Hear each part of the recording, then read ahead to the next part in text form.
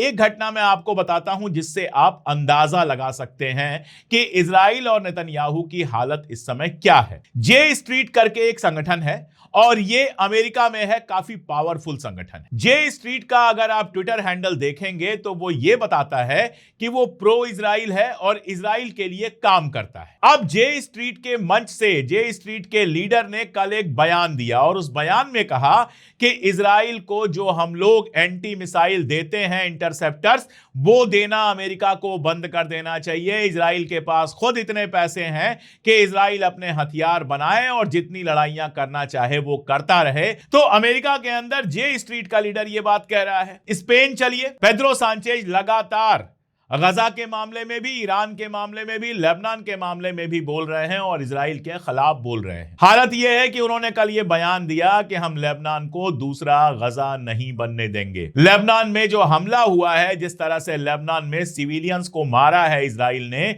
उसको उन्होंने वार क्राइम कहा और लगातार इजराइल की मजम्मत कर रहे हैं। ईरान के खिलाफ जब जंग चल रही थी तो उन्होंने अपनी जमीन और आसमान का इस्तेमाल अमेरिका को नहीं करने दिया इस जंग के लिए। अब पेड्रो सांचेज से इस तरह बौखलाया हुआ है इजराइल की लगातार पहले तो बयान आते रहे और उसके बाद गजा पीस प्रोसेस से पेड्रो सांचेज को यानी स्पेन को बाहर कर दिया। आगे बढ़िए, आप स्वीडन की बात कीजिए।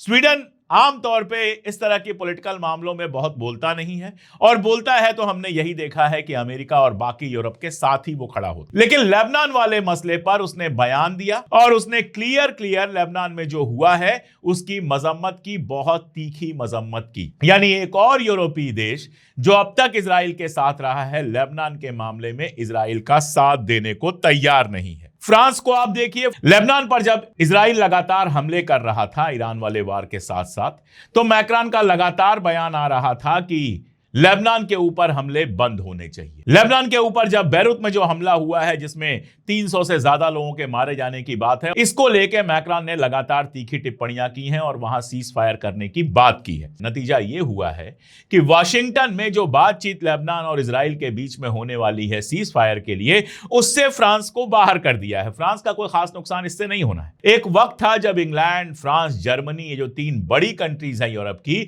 ये अमेरिका, कनाडा और ऑस्ट्रेलिया के साथ हमेशा इजराइल का समर्थन करती रही हैं। अब कंडीशन यह है कि स्ट्रेमर लड़ने को तैयार नहीं था, फ्रांस ने अपनी जमीन नहीं दी, जर्मनी ने बयान जरूर दिए लेकिन इसके आगे बढ़कर कुछ नहीं किया।